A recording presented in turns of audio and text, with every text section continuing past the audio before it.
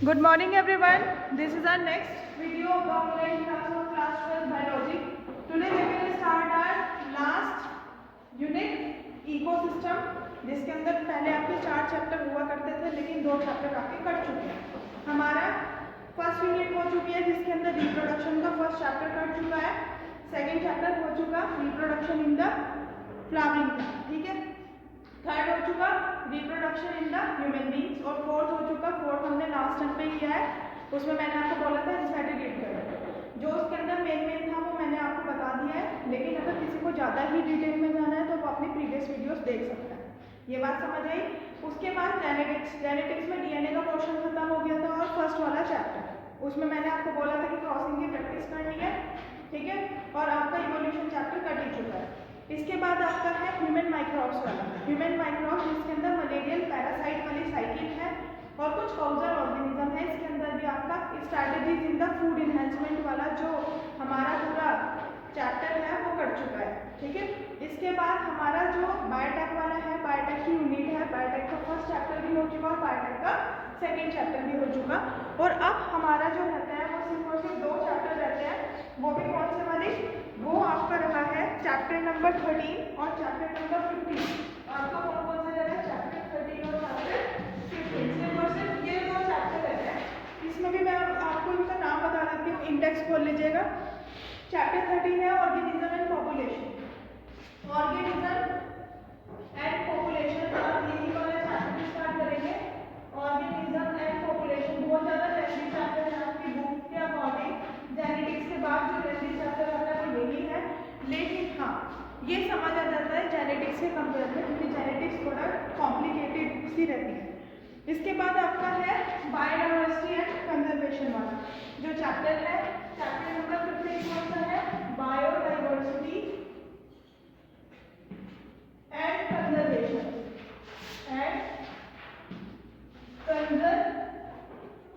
वाला भी ये चैप्टर है, ठीक है। आपका ये हो गया। अब आप पेज नंबर 219 पे ओपन एनसीईआरटी का है, पेज नंबर 219। वहाँ पे से हम स्टार्ट कर रहे हैं कि ये इकोसिस्टम वाला जो चैप्टर है, ऑर्गेनिज्म एंड पॉपुलेशन वाला चैप्टर, ये कैसे होता है, मतलब इसके अंदर क्या क्या चीजें होती है वो हमें इसके अंदर रीड आउट करना है, ठीक है। तो चलो हम स्टार्ट करने जा रहे हैं कि ऑर्गेनिज्म और पॉपुलेशन के अंदर क्या है। तो इस चैप्टर के अंदर बेसिकली किस चीज़ के बारे में पढ़ना है, इसके अंदर हमें ऑर्गेनिज्म और पॉपुलेशन का इंटरेक्शन कैसे होता है। इंटरेक्शन यानी कि जो आपस में इन दोनों की बॉन्डिंग किस हिसाब से करते हैं, है ना। और किस हिसाब से जैसे होता है ना म्यूचुअलिज्म, म्यूचुअल बॉन्डिंग आप लोगों ने केमिस्ट्री में पढ़ी होगी कि दोनों तरफ से सपोज 2 ऑर्गेनिज्म है ए एंड बी, ठीक है। तो बी ए ने बोला कि मेरा ये काम कर दे, तो फिर बी ने कहा ठीक है मैं तेरा काम जब करूंगा तब तो मेरा ये वाला काम करेगा, ठीक है ना। तो दोनों ने अपने अपने काम बताए, यानी कि दोनों का फायदा है ना। दोनों ऑर्गेनिज्म का फायदा है, उसको भी फायदा है उसको और उसको भी फायदा है उसको, यानी कि दोनों ने यस बोल दिया ठीक है मैं कर दूंगा, इसने भी बोल दिया ठीक है मैं कर दूंगा। तो इस तरह की बॉन्डिंग जो नेचर के अंदर पाई जाती है किसी भी 2 ऑर्गेनिज्म की, उसको बोलते हैं म्यूचुअल बॉन्डिंग। म्यूचुअल बॉन्डिंग का मतलब क्या होता है, इंटरेक्शन। इंटरेक्शन वगैरह बोल सकते हो, जैसे कि म्यूचुअल बॉन्डिंग भी क्या होती है केमिस्ट्री में कि इलेक्ट्रॉन की शेयरिंग होना इक्वल, ठीक है। अगर 100 है इलेक्ट्रॉन तो 50% इलेक्ट्रॉन उसके पास होगी, दूसरे वाले के पास, तो 50% का वो कर रहा होगा। ऐसा नहीं है 100% ही वो करेगा। जैसे बुक है, सपोज 2 बच्चों ने बुक खरीदी, 2 बच्चे हैं, 2 बच्चों ने कॉन्ट्री करके एक बुक खरीदी है, उसने कहा कि पहले तुम पढ़ लेना फिर मैं पढ़ लूंगा, तो यानी कि दोनों का राइट हो गया ना उसके ऊपर, तो पूरा राइट हो गया, तो दैट इज म्यूचुअल इंटरेक्शन, ठीक है। ऐसा ही नेचर के अंदर भी पाया जाता है, ट्रीज के अंदर भी और ऑर्गेनिज्म के अंदर भी। तो अब देखो इसके अंदर क्या है, चैप्टर नंबर 13 में ऑर्गेनिज्म एंड पॉपुलेशन। हाँ living world is fascinating, diverse and amazing complex, बहुत ज़्यादा कॉम्प्लिकेटेड सी है। We can try to understand its complexity by investigating process at various level of the biology organism. Organism जो होता है वो बहुत सारे एक तरीके से मैक्रोमोलिक्यूल्स हो गए, माइक्रोमोलिक्यूल्स हो गए, ऐसे बहुत सारे ऑर्गेनिजम्स होते हैं। मैक्रो वर्ड जो होता है 2 तरह के वर्ड होते हैं, एक होता है माइक्रो और एक होता है मैक्रो। मैक्रो वर्ड हम बड़े के लिए यूज करते हैं जो कोई चीज दिख हो, और जो हमारा माइक्रो होता है वो हमारा स्मॉल छोटे के लिए यूज होता है जो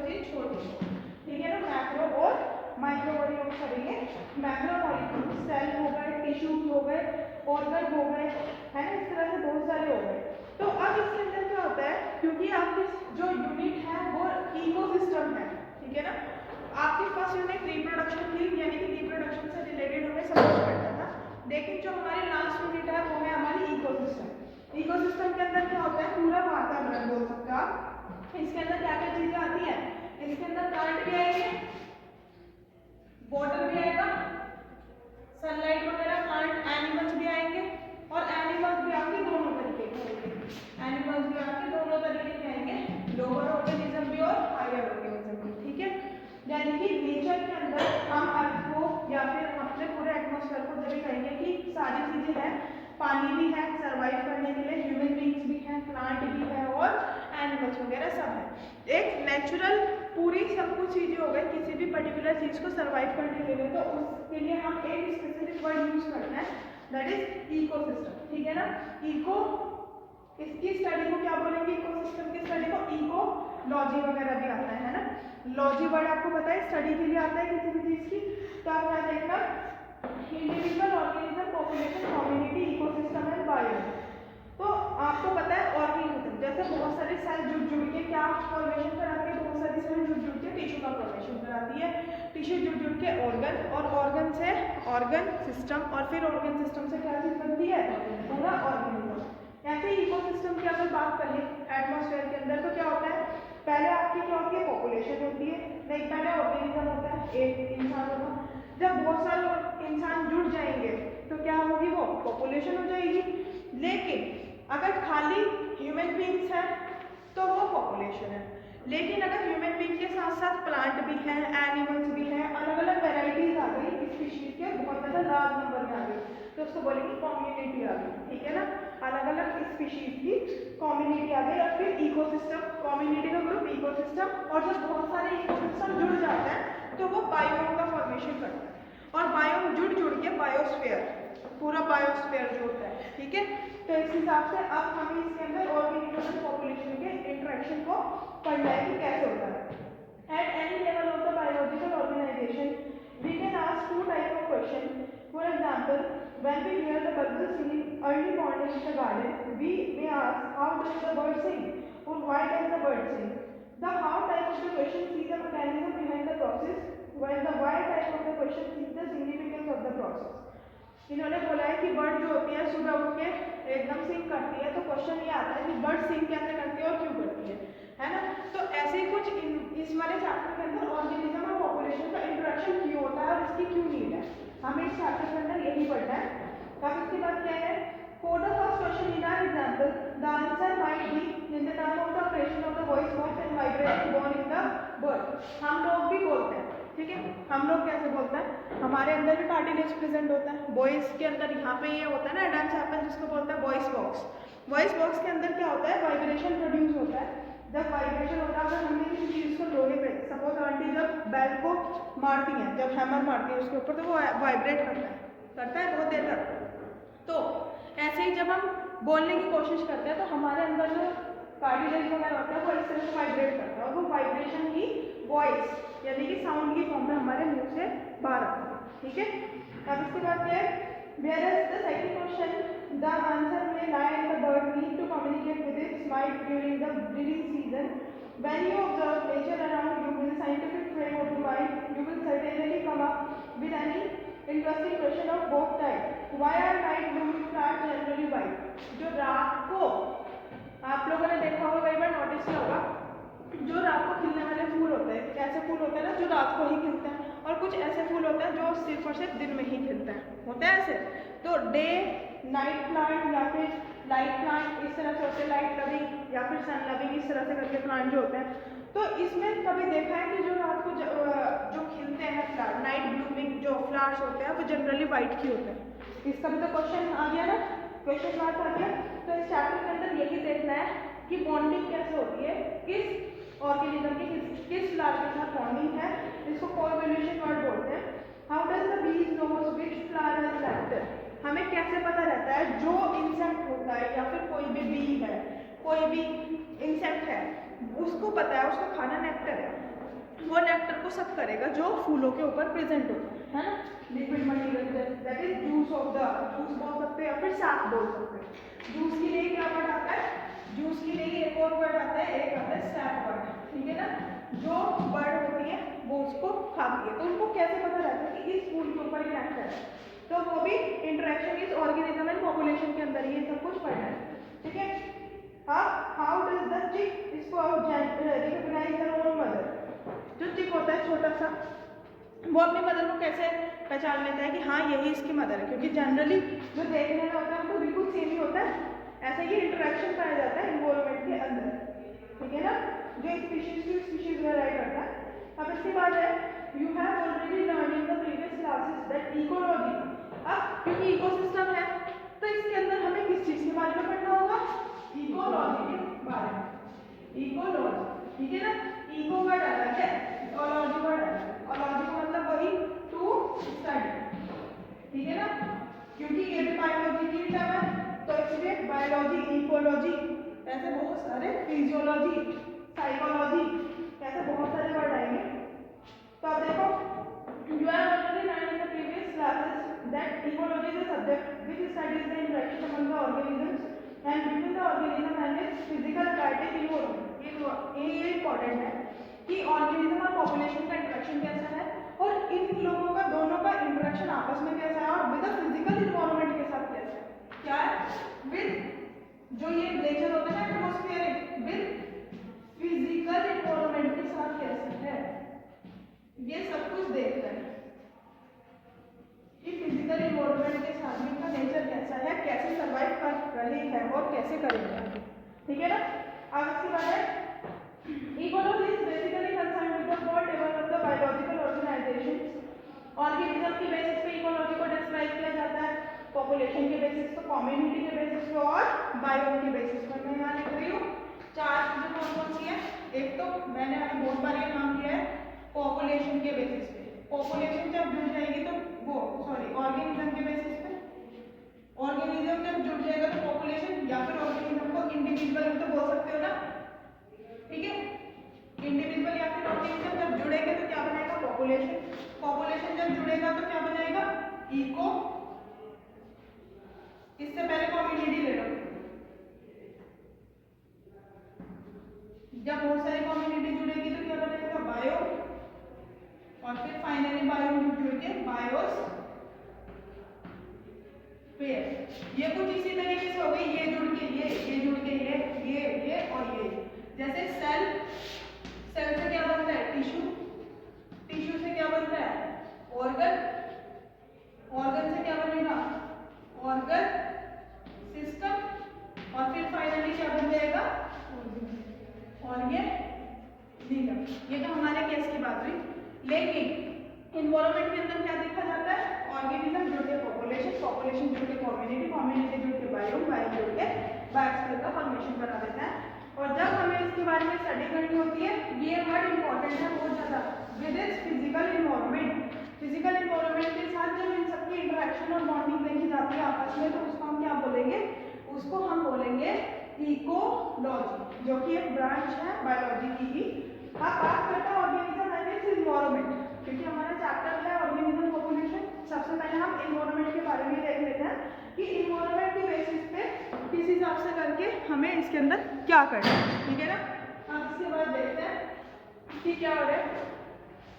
ecology is the organismic level is essential physiological ecology which tries to understand how different organisms are adapted to their environment in terms of not only survival but also reproduction। देखो इसके अंदर भी कहीं ना कहीं मैंने बोला था हर चैप्टर एक दूसरे से लिंक करता है ना। तो फर्स्ट यूनिट का रिप्रोडक्शन भी एक दूसरे से लिंक कर रहा है, यहाँ पे भी रिप्रोडक्शन आ गया कि रिप्रोडक्शन से रिलेटेड भी है ये, और इन्वायरमेंटल पॉपुलेशन और इकोलॉजी से भी रिलेटेड है। अब इसके बाद है you may have learned in earlier classes how the rotation of our planet around the sun and the tilt of its axis causes annual variation in the intensity and duration of the temperature, resulting in distinct seasons, and these variations together with the annual variation in precipitation। precipitation का मतलब क्या होता है, बताओ कोई भी, ये बहुत कॉमन वर्ड है।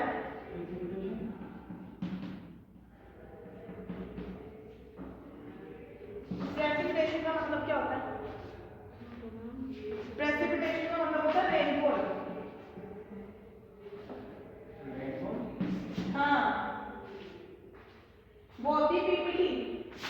वो जो तुम्हारा दिमाग वहाँ जा रहा हो केमिस्ट्री के उसमें रिएक्शन में प्रेसिपिटेट बन गया, प्रेसिपिटेटेड यहाँ है रेनफॉल, ठीक है।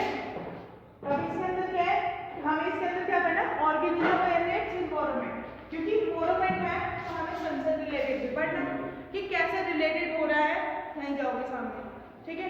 इसके बाद क्या है, जो अर्थ है ना, अर्थ कैसे टिल्ट होती है कि कब समर आ रहा है, 6 महीने के बाद जब अर्थ रोटेट कर रही है तो विंटर आ रहा है, ऐसा हो क्या रहा है, कैसे ह्यूमिडिटी, कैसे टेम्परेचर, कैसे वाटर, कैसे सॉइल, क्या फैक्टर है, एक तो वाटर हो गया, एक सॉइल हो गया, एक टेम्परेचर हो गया, एक ह्यूमिडिटी हो गई। तो इन सबका जो ओवरऑल फैक्टर होता है वो डिपेंड करता है कि कैसे हमारी अर्थ का कहाँ पे रेनफॉल ज़्यादा होगी, कहाँ कम होगी, कहाँ टेम्परेचर ज़्यादा है, कहाँ समर आएगा, कहाँ विंटर आएगा। तो ये सब कुछ डिपेंड करता है रोटेशन के ऊपर प्लैनेट पे। Sun and is the tilt of its axis causing annual variation. Annual variation क्या है, एनुअल वेरिएशन कॉज करता है, वही वेरिएशन का मतलब क्या होता है, बदलाव, चेंजेस, ठीक है ना। इसका मतलब क्या होता है आप लोगों का, जो चेंजेस वगैरह होते हैं वो कैसे, ठीक है। अब इसके बाद है कि these variation together with the annual variation in precipitation include both rain and snow। precipitation में रेनफॉल भी आती है और रेनफॉल के साथ और क्या चीज आती है, स्नोफॉल, ठीक है, इसके साथ स्नोफॉल भी आती है रेनफॉल के साथ साथ। अब इसके बाद है कि मेजर बायोम, अगर किसी ने पूछा बायोम के नाम बताओ तो आप क्या बताओगे, डेजर्ट, रेन फॉरेस्ट और tundra. Desert, rain forest, tundra. Desert भी एक बायोम है, रेन फॉरेस्ट भी और टुंड्रा, ठीक है। ये कुछ एग्जांपल्स हो गए इसके। अब आपकी बुक पे जो पेज नंबर 220 दे रखा है, यहाँ पे ग्राफ गिवन है, ये आपको एक बार प्रिपेयर करना है, ठीक है। इसके अंदर दे रखा है कि कितने एरिया पे डेजर्ट है, कितने एरिया पे ट्रॉपिकल फॉरेस्ट है, कितने एरिया पे टेम्परेट फॉरेस्ट है, कितने पे कॉनिफेरस है, आर्टिक एंड एल्पाइन टुंड्रा वगैरह, ग्रासलैंड, डेजर्ट। इंडिया में नहीं पूरे वर्ल्ड की बात चल रही है यहाँ, कितने एरिया पे कौन कौन सी चीजें कितनी प्रेजेंट है, इससे पता लगता है कौन सी चीज ज्यादा प्रेजेंट है, कौन सी कम। Regional and local variation within each biome leads to the formation of wide variety of the habitat. Major biome of India are shown in ये वाला biome भी दिखा रखा है जितने भी हैं। On planet Earth, life exists not just in a few favorable habitat, but even in extreme and harsh habitat. Scorching Rajasthan desert, range of Meghalaya forest, deep ocean trenches, and torrential streams, permafrost, snow-laden polar regions, high mountain tops, thermal springs, stretching composite pits, to name a few. Even our intestine is a unique habitat for hundreds of the species of microbes. इन्होंने कहा जरूरी नहीं है जहाँ पे भी कोई organism है रहने के लिए तो हैबिटेट वर्ड यूज करना है ना, ठीक है ना, किसी के घर के लिए, ठीक है ना, किसी भी ऑर्गेनिज्म के लिए तो हैबिटेट वर्ड यूज करेंगे। इन्होंने कहा जरूरी नहीं है हैबिटेट में हमेशा वही चीज मिले जो सर्वाइव करने के लिए इजी हो। कई बार किसी ऑर्गेनिज्म का हैबिटेट ऐसा भी होता है, जैसे राजस्थान में ले लो, राजस्थान में इतनी गर्मी है, बहुत ज़्यादा गर्मी है वहाँ पे ह्यूमन बीइंग भी एसी में ही रहता है, उसके बाहर निकलते बिल्कुल ऐसे स्क्रोचिंग झुलसने वाली गर्मी है बहुत ज़्यादा। और उसके बाद क्या है, कुछ माइक्रोब्स वगैरह भी होंगे क्योंकि इंसेक्ट वगैरह, माइक्रोब, बैक्टीरिया, ये तो सारी जगह ही होता है। लेकिन कुछ बैक्टीरिया ऐसे होते हैं, आप लोगों को पता है, बैक्टीरिया सिर्फ ऐसे हैं जो कि हर एक, चाहे उन्हें कैसी भी कंडीशन दे दो, हर जगह सर्वाइव कर जाता है। इस वजह से जो बैक्टीरियल डिजीज होती है, वायरल डिजीज होती है, वो ज़्यादा फैलती है। क्यों? क्योंकि इतनी इजीली उनको डिस्ट्रॉय नहीं किया जा सकता, ठीक है ना। तो क्या है, वो जो बैक्टीरिया होते हैं, अगर हम उन्हें मारना चाहें, अगर हम उन्हें बिल्कुल 100 डिग्री जैसे बॉइलिंग वाटर का टेम्परेचर होता है उसमें भी अगर डाल देना, कुछ बैक्टीरिया ऐसे होते हैं जो मर जाते हैं, बट कुछ ऐसे होते हैं जो उससे रेजिस्टेंट होता है, ठीक है, वो नहीं मरते। तो क्या है कि जरूरी नहीं है कि जो हमारा वैसे ही हो उसमें सर्वाइव कर सकते हैं, कुछ चीजें तो ऐसी भी है जो एक्सट्रीम और हार्श हैबिटेट में भी सर्वाइव कर जाती है। इसके लिए क्या वर्ड यूज करेंगे, एक्सट्रीम और हार्श हैबिटेट। और इन्होंने ये भी बोला, चलो तो गर्मी का था छोड़ो, ऐसी भी तो जगह होती है, मेघालय वगैरह का नाम सुना है, मेघालय वगैरह का वहाँ रेंज ज़्यादा होती है, चिरापुंजी ये वाला वर्ड वगैरह बोलते हैं, तो यहाँ ना रेनफॉल होती ही रहती है। जैसे उत्तराखंड वगैरह हो गया, वो तो उसके कंपेयर में कुछ भी नहीं है, वहाँ पर भी रेनफॉल होती है कंपेयर टू द यूपी, लेकिन इस तरह के एरिया में ना हमेशा ऐसा यूपी मतलब कब खुलेगा, वहाँ लोग कहते हैं कब खुलेगा, कब धूप आएगी, वहाँ तो कॉन्टिन्यूसली बारिश होती रहती है। तो देखो वो भी तो हार्श हैबिटेट ही हुआ, वो भी तो नुकसानदायक ही है कि जब बारिश ही बारिश हो रही है, देखो बारिश चाहिए लेकिन ज़्यादा बारिश हो तो वो भी फसलों को खराब कर देगी, ठीक है ना, तो सारी चीज़ें चाहिए होती हैं, तो ये भी हार्श हैबिटेट हो गया। कुछ ऐसे ओशियन वगैरह ये जो समुद्र वगैरह होता है, कभी जो टेम्परेचर होता है वो भी बहुत ज़्यादा होता है, ठीक है, उसमें भी एक्सट्रीम टेम्परेचर होता है, वहाँ बैक्टीरियाज वगैरह हर एक वैरायटी पाई जाती है, तो वो भी वहाँ पे सर्वाइव कर जाती है। क्यों? क्योंकि उनके ऊपर बैक्टीरिया के ऊपर एक स्पेशल तरह की कोटिंग पाई जाती है, जैसे पॉलन ग्रेन के ऊपर पाई जाती थी, स्पोरा पॉलिन की एक प्रोटीनेशियस जो लेयर थी। और अब इन्होंने कहा है चलो ये तो हैबिटेट की बात है, थर्मल स्प्रिंग्स वगैरह हो गए, हमारी जो इंटेस्टाइन होती है स्टमक में, स्टमक के अंदर हमारी जो आंत होती है छोटे वाली स्मॉल इंटेस्टाइन, क्योंकि हमें डाइजेशन के लिए बैक्टीरियाज की रिक्वायरमेंट होती है जो हमारे खाने को पचा दें। ऐसे इंसेक्ट्स के भी जो ये काउडर वगैरह होते हैं, ये रुमिनेंट एनिमल्स होते हैं चढ़ने वाले, जैसे काऊ हो गए, तो फैल हो गए, शीप गोट वगैरह, तो इनकी भी जो स्मॉल इंटेस्टाइन होती है, जब ये कोई चीज़ खाते हैं घास वगैरह सेल्यूलोज वगैरह, तो इनके भी उसमें बैक्टीरियाज प्रेजेंट होते हैं, ठीक है ना, ह्यूमन में, ठीक है। अब वो जो बैक्टीरिया है वो क्या करेंगे, वो भी उसको डिग्रेड करने में हेल्प करेंगे, जो उसने डाइजेस्ट मतलब डाइजेशन में हेल्प करेंगे। तो इन्होंने कहा है कि अगर माइक्रोब्स हमारी इस इंटेस्टाइन के अंदर रह रहे हैं, तो कहीं ना कहीं इंटेस्टाइन उनका घर हुआ ना, तो घर हुआ तो हैबिटेट बोल देंगे। तो इन्होंने बोला है कि our intestine is also a habitat of the thousands of the different kind of microbes. ये बात समझ आई, तो उन्होंने ये वाली बात वर्डिंग में बोल दी। अब इसके बाद है पेज नंबर 221 पे फिगर दे रखी है A, B, C and D, desert की दिखा रखी है, सी कोस्ट की दिखा रखी है, deciduous forest and tropical rain forest. तो जितना मैं पढ़ा रही हूँ उसको एक बार एनसीईआरटी से रीड जरूर करके आना, अगर नहीं करोगे तो आप लोगों का बहुत ज़्यादा लॉस है, फिर ये समझ लेना, क्योंकि ये चैप्टर बिल्कुल अब स्टार्टिंग से चल रहा है, क्योंकि ये तो मैंने पहले नहीं पढ़ा है, ये स्टार्टिंग से चल रहा है। एक बात है नीके, एक होता है नीके, इसको बोलने का तरीका होता है, कोई इसको कुछ बोल देता है, कोई इसको कुछ बोल देता है, बट करेक्ट प्रोनाउंसिएशन नीके ही होती है इसकी। नीके में क्या है, नीके जैसे मैंने यहाँ हैबिटेट वर्ड यूज किया ना, हैबिटेट, तो नीके भी हैबिटेट ही होता है। आजकल व्हाट्सएप लैंग्वेज वगैरह जो होते हैं, जैसे कोई पूछता है आप कहाँ से रहते हो, कहाँ पे रहते हो, तो पहले बोलते थे रेजिडेंशियल प्लेस कौन सा है, आप रहने वाले कहाँ के हो। आजकल नीके भी वर्ड यूज कर रहे हैं, ठीक है, जो साइंस के स्टूडेंट्स वगैरह होते हैं, क्योंकि बुक्स में नीके वगैरह यूज करते हैं, एक चीज के कई सारे वर्ड आते हैं, तो नीके भी वर्ड यूज करते हैं या फिर हैबिटेट वर्ड यूज करते हैं इन ऑर्गेनिजम्स के लिए, ठीक है। और या फिर आप इसको क्या बोल सकते हो, पिन पॉइंट प्लेस, कि मैं यहाँ पे रहता हूँ, है ना, अगर आप लोग यहाँ पे रहते हो, खाने को उनके कौन से एरिया के अंदर रहते हो, तो वो आपका रेजिडेंशियल प्लेस हुआ, रेजिडेंशियल एड्रेस हुआ, या फिर पिन पॉइंट प्लेस हुआ, तो इसको क्या बोल देंगे, इसके लिए भी पिन पॉइंट प्लेस, ठीक है, पिन पॉइंट प्लेस हुआ है ये। अब देखो इसके बाद नेगेटिव दिखाती हूँ definition. Each organism has an invariably defined range of the condition that is can tolerate diversity in the resources it utilizes and a distinct functional role in the ecological system. All these together comprises its नीचे। वही वाली बात है, जब बहुत सारे organism एक साथ मिल जाते हैं, एक जगह रहते हैं, और जो अपना जिनको जो काम करना होता है वो इजीली अपना काम भी करते हैं जो उनको करना होता है, ठीक है, तो उसको क्या बोल देंगे, मतलब जो काम टुगेदर कर रहे हैं उसके लिए नीचे वर्ड यूज करेंगे। अब क्योंकि फैक्टर्स हैं तो कुछ पर्टिकुलर फैक्टर्स भी तो आएंगे, जो फैक्टर्स होते हैं कि कौन से ऐसे फैक्टर हैं जो ऑर्गेनिज्म एंड पॉपुलेशन को इफेक्ट कर रहे हैं, है ना, कुछ उसमें से बाइटिक फैक्टर आएंगे और कुछ एबाइटिक फैक्टर आएंगे। एबाइटिक का मतलब नॉन लिविंग, एनाबाइटिक का मतलब लिविंग, ठीक है। तो ये फैक्टर इंपॉर्टेंट है। सबसे पहले टेम्परेचर, अभी मैंने कहीं ना कहीं टेम्परेचर का बताया, टेम्परेचर इंपॉर्टेंट है। Temperature is the most important ecological relevant environmental factor. You can aware that the average temperature on the land varies seasonally, decrease progressively from the equator towards the pole, and from the place to tops. जब हम plain area से mountain के tops पे जाते हैं तो temperature decrease होना start हो जाता है ना, माइनस में चला जाता है।